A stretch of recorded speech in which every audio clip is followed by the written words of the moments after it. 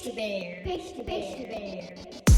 Yo, this is your girl, Jula. You're listening to the Pastry Bear Podcast with Winston Murdoch. Hola, esta es Jula. Estás escuchando el Pastry Bear Podcast con Winston Murdoch. This is the sound of the King of all kings, the Trap Lord, the binding force to many. The egg is one of the most important ingredients in the world of food. It has literally scrambled its way in and around everything. It's slippery and wet and delicious. It goes over easy on a warm all-beef burger or some doubled fried green plantains. And this has led me to ask a very important question, which we will be discussing on today's episode. What would the world of food look like without the egg? Just imagine an eggless cake, an eggless custard, or even worse, an eggless omelette. Without the egg, there would be no breakfast, as a majority of what we eat in the morning surrounds the egg. On today's episode, we will discuss how the new age is affecting the egg, what influences are causing the possible extinction of the egg, and how important the egg is in baking, along with highlighting a few scientific aspects of the function of the egg. We will also discuss some of the substitutes for the egg and if they are able to recreate some of the characteristics that the egg provides for the common baked goods and savory food. What up, y'all, and welcome to another episode of the Pastry Bear Podcast. I'm your host, Winston Murdoch. Wapkote podcast Pastry Bear. Whoa, we're cooking up a storm today. Pastry Bear. Pastry Bear. The egg is one of the ingredients in the kitchen that has multiple uses, whether it's in sweet or savory dishes. It has captivated the culinary area and dominated it. But often I wonder, can we survive without the egg? The oval or sometimes round in shape reproductive body that is made by the female, which hosts an undeveloped embryo protected by a hard shell. It comes in various color shells. Eggs from birds and fish and reptiles are used as food, but when you hear the word egg, you automatically associate it to the N. For you, the people in podcast land that may have no clue what an N is, well, it's the female chicken. In the Western world, the hen, or what they call the layers in the Caribbean, primary function is to produce eggs. There are farms that raise these hens to produce the eggs we get from the grocery store. But after these hens reach their production quota, they're killed in a mass execution, and the bodies then are discarded. This is a concept that is very strange to me. In some cultures, such as the Chinese and Spanish, I've seen various dishes that are made from the hen or the layer chicken. This chicken can lay between 2 to 4 eggs per day, 2 to 3 times more than a regular homegrown hen. You know, only the chicken egg can be labeled as just eggs. Any other egg from any other animal has to be labeled appropriate. What do I mean by that? If you're producing duck eggs, it has to say duck eggs on the label, or quail eggs, or ostrich eggs, or crocodile eggs.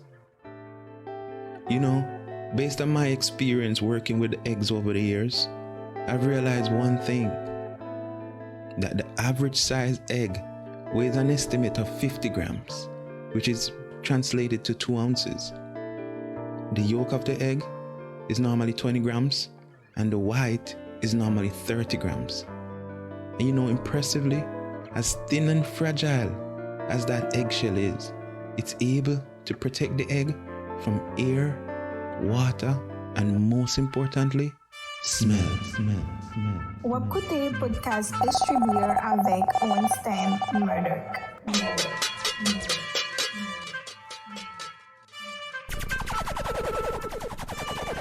Pastry bear. Pastry bear.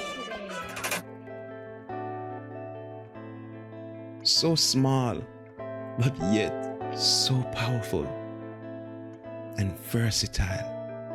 The egg is the leading ingredient in manufacturing and cooking. On the islands in the Caribbean, the egg is mainly used as a breakfast protein, as it is cheap and readily available. When I was a child, it was very normal and common for every household to have 2 to 3 chickens, or hen as they call them, and a rooster roaming around the yard. They provide us with the eggs that feed me, my mom, and my sister throughout the years. I've had egg every morning when I was young, before I go to school, with either a slice of hard-dough bread, which is a signature, the go-to bread from my island of Jamaica, or with whatever starch that is present in our pantry. The egg back then were of the brown shell variety, which were no more than 2 days old. The yolks were rich with an illuminating gold or burnt orange color. They were creamy, and all you really needed was just salt and cracked pimento or black pepper. One of my favorite dishes was an over-easy egg with double fried green plantain, or scrambled egg with toast. When I later got introduced to the culinary world is when I saw the real potential of the egg.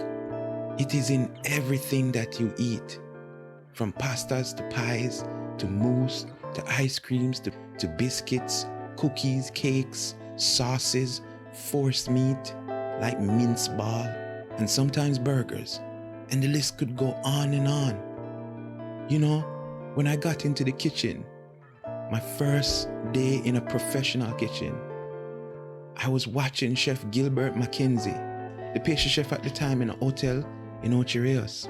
I saw him using the egg whites and sugar to create a thick white foam in the 20-quart mixing bowl with the whisk attachment. The continuous whipping changed the egg white from a translucent liquid to a white, aerated product, to which he folded the yolks, then some flour mixed with almond powder, and a few other ingredients. Then he spread it on a sheet tray and baked it. A thin, light sponge was revealed after 20 minutes. It was completely remarkable. I've never seen anyone use the egg in that capacity before. To think that the egg white, so frail and slippery and liquidy, was able to be manipulated to trap air and build volume. The egg white that I knew, the one that spat at me when it came in contact with sizzling hot coconut oil in my mom's kitchen, was transformed. Pastry bear. Pastry bear. Yo, why you are run the cut in a murder? Cause the Lord and Watching a Murdoch. Whoa, we cooking up a storm today.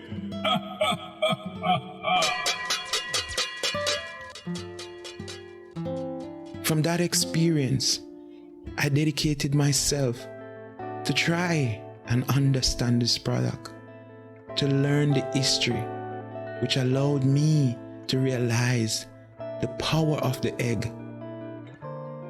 Think about it. There's probably over 200 versions of just breakfast egg dishes.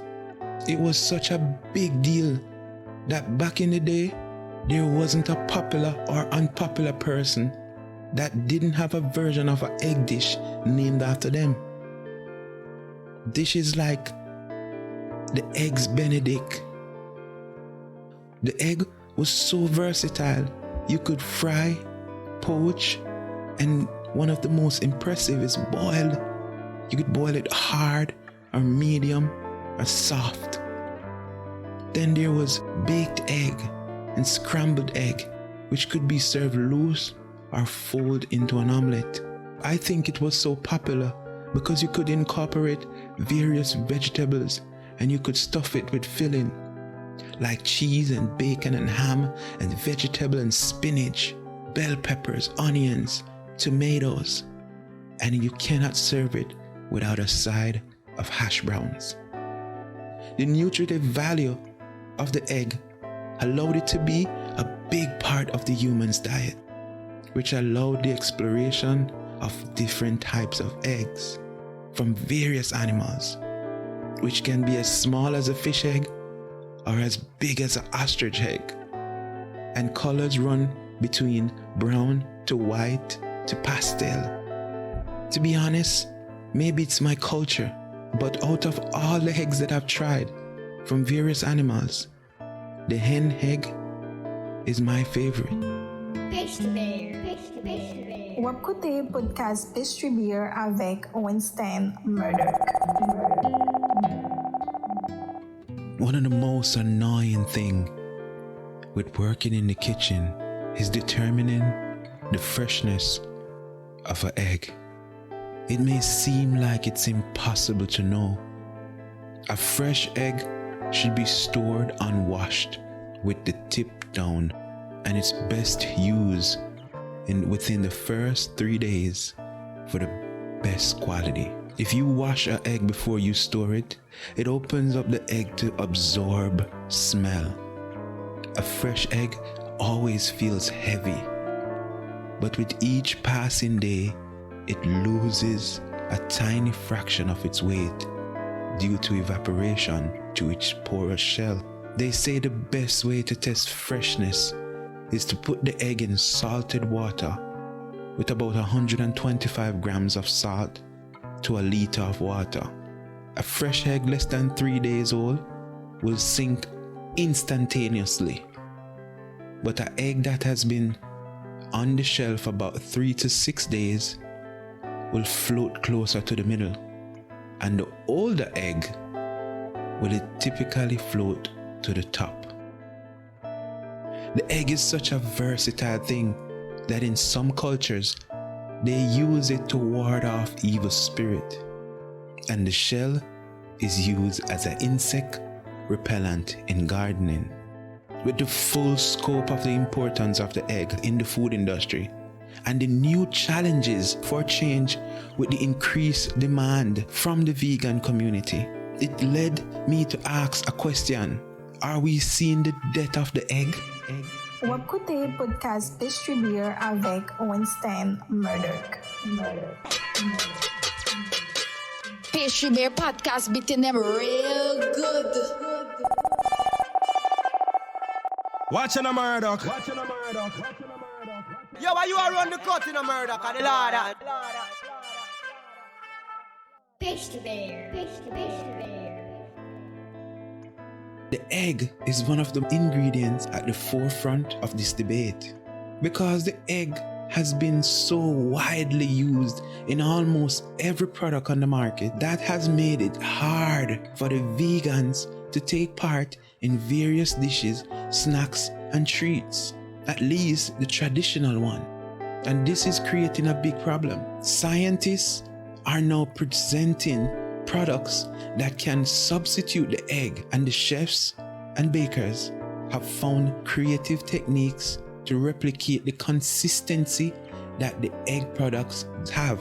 But it's proving to be a bit difficult as the texture or flavor that the egg and byproducts of the egg provide for many dishes has been a bit hard to recreate without compromising what we're used to. Another thing is that some people have a problem with adjusting, as there is an embedded concept of how we perceive things in the mind of the population based on diaspora and culture. Basically, if you tell someone something is vegan, automatically they assume the taste won't be the same. But if you give a vegan product to them without telling them that it is vegan, then more than likely they're gonna accept it. But to be honest with you guys, most people have no clue what they are eating anyways, especially in the Western world, as they aren't educated about taste and flavor, a topic I discussed in a previous episode titled The Development of Flavor. The manufacturing industry and the fast food chains have changed the genetical construct of the human biology when it comes to taste and flavor and smell. Most of the pre-packaged food and ingredients are excessively processed to achieve specific outcomes like texture and taste, addictivity, and most important, extended shelf life and cost. So these ingredients and products become the predetermined taste and flavor that is known to the people who eat these foods. Let me explain what I'm saying. Let's take a Rastafarian, for example. Bobby Dread don't consume any animal product. His wife always prepares his mixture of fresh vegetables with coconut oil and a natural seasoning. But one day she ran out of coconut oil and she substituted with vegetable oil. Do you think Bobby Dread would notice the change? If you said yes, then you will see the point that if we are used to a specific taste, flavor, or texture, then if these characters change, we will know. And it will affect the satisfaction we experience when consuming this dish or product. Take the product called Just Egg, which is a plant-based egg substitute. It has all the characteristics of the natural hen egg when the white and the yolks are mixed together. It cooks the same, it has the same texture, it smells similar, and if seasoned properly, it almost tastes the same. This is based on my perception, and if you ever tried it, let me know what you think about the product. But one thing I can tell you, if you package that egg substitute product and put egg on there, I don't think the average person would know the difference, especially if you've never had a real egg before. And when I say real egg, I mean a fresh egg from the chicken coop, an organic egg. Who to tell? Maybe that's what they're already doing in the form of what they call liquid egg that you will typically see in all the grocery stores. The same egg that they serve on breakfast menus at your favorite fast food joints. Pastry Bear podcast beating them real good. Whoa, we're cooking up a storm today.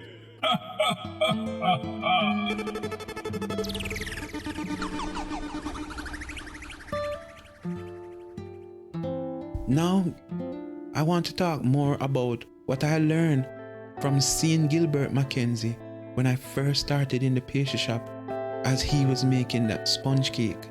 We're going to go into the scientific side of it and we're going to break it down. The egg in this cake does a few things. It provides the basic structure with the incorporation of air that is trapped in pockets courtesy of the egg white. And this is due to a protein called albumin. This protein can be found in eggs, but not only eggs. It is found in milk and it is found also in the blood. In the egg, it is called ovalbumin, and in milk, it is called lactoalbumin. And if you go to the blood, you'll find seroalbumin. In the egg, it is effective in the emulsifying and in gelling, as it traps air in cakes and fat in items such as mayonnaise. After the air pockets are filled, then it is supported by the flour that assists in stabilization of the structure via baking. The next part of the process is the yolks. The egg yolk provides the main source of protein and needed fat, which is important to the gluten lubrication and to provide moisture for the cake. But other than that, egg yolk is packed with minerals and vitamins, and it also has some level of albumin, along with another important emulsifier called lecithin. Lecithin provides another important role, which is also trapping air and thickening. Lecithin can also be extracted from sunflower oil and the multi-useful soy. When you hear they talk about soy lecithin, it is an extract from the soy, and it comes in a powdered or granulated or liquid form. It is one of the most common additives that you see on the market. Another place that you see the lecithin is in most of the modern kitchens. They use it to make foams. The lecithin extract from soy can be used in the development and trapping of air to create an eggless cake, but it would be missing that depth of flavor and creaminess that the yolk brings. The egg yolk is used in the capacity of a thickener by the way of its coagulating properties in the production of custards and creams, and is used as a glaze on breads and croissants or as a glue in pie shells. You know, right now, if you go on the market, you're seeing that there are various new products that emulate or have the same properties, but because of the psychological construct of the human anatomy, to the acceptance of such a product will prove difficult, even if you can't readily identify any disparities in the cake. Huevo, ovo, tomago, or earth. The egg seems to me that it will be around for a long time, or maybe not, I'm uncertain. But there is one thing for sure: the world of food needs eggs. But there's also the need to create a product that are challenging the normal way of thinking and cooking. We have seen companies like Sosa Food creating various products and new method to create the same texture and feel and flavor and density of savory and sweet dishes in what they call food re-engineered, which is utilizing ingredients and techniques that have been used in manufacturing world for ages. And like I said earlier, that in the Caribbean, the main function in traditional cooking of the egg was because of its high protein content. Hence the reason it is used only for breakfast meal, which is supposed to be the strongest meal of the day. There aren't many, if any, savory dishes that use the egg, unless there are some international dishes. And a majority of the traditional sweets from the island of Jamaica that I am from does not have eggs in it. To be frank, the main ingredient in the sweets of the island is coconut, evaporated milk or condensed milk or cow's milk, and all the spices. But most of them don't have eggs, which makes these desserts easier to transform into vegan dishes. I hope that the Caribbean chefs will take notes of the changes that are happening and adjust themselves to be knowledgeable about the new diets that are present in the world. People want to be more wealthy and healthy. They are taking the steps to ensure that they can have a long life, which means less dairy, less meat, less poultry, less fish, and less eggs. Pastry Bear, Pastry Bear. Watching a Murdoch. Yo, why you are run the cut in a Murdoch? The Lord. Pastry Bear, Pastry Bear. The food of the future for some will be more medicinal, and the health-conscious lifestyle will become the norm. How do I determine this? Like I always say, if you want to know the future, you have to look at the past, observe the present, and if nothing is changed in the present, then the future will remain the same. Okay, in the past, we've seen the consumption of meat and meat products, dairy and dairy products, fish and all animal products were at a high. They used to tell you that the only way to get protein was from animal products. But now with the information that we're getting, we're seeing that there's other ways to get protein, the needed protein. To be honest to you, based on my research, the body produces majority of the protein that it needs via your liver. So the other protein that you may need can come from legumes and grains. We're seeing the kids that are now presently being born are being introduced to different type of diets. The vegan diet, the keto diet, the vegetarian diet. So that means that with all this information, people are now going to make their own choice. They're not just going to take up whatever their parents was doing. That's the change that we're seeing in the present, which means that the future food and the future habits will change. I am excited to see the future of food, to see how long the egg will sit on its throne. We're used to having cakes that are packed with eggs and custard that are egg based, having egg for breakfast. In America, there's no breakfast without an egg. So what will the future food look like? It's hard to imagine it. Yo, why you are on the cut in America? The Lord. Pastry Bear.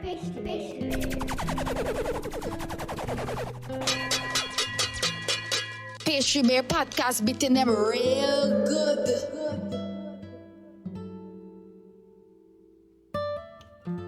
We're seeing eggless cakes and mousses, eggless flans. They're thickened with an acid-free peptin. So it shows you that you don't really need the coagulating properties that the egg via the egg yolk possesses for a custard-based dessert. As the product like peptin, which is an extract from a plant, and fruits, or agar-agar, a byproduct of seaweed, or the combination of various synthetic additives such as gelacreme or Nutri-Emol, we can create the same custard without the egg. And if you close your eyes and eat it, you will never know the difference. The world is so magnificent that it creates everything in pairs. There's a replica of everything on this earth. So when we think about that concept, we can also realize that just like how you have the egg, there's a vegetable or a fruit that gives the same flavor and same texture, that gives you the same feel. There's a fruit called the egg fruit. If you have a chance, I want you to look it up. And I'm going to tell you from personal experience that the texture of it is similar to the egg yolk when it's cooked, when it's boiled. And the flavor of it mixed with a dairy product gives you the same flavor. So now we have a natural egg that we can use to substitute the animal egg. The only problem is if people can wrap their mind around it. One thing is for certain, and one thing is for sure. The world today won't be the world tomorrow.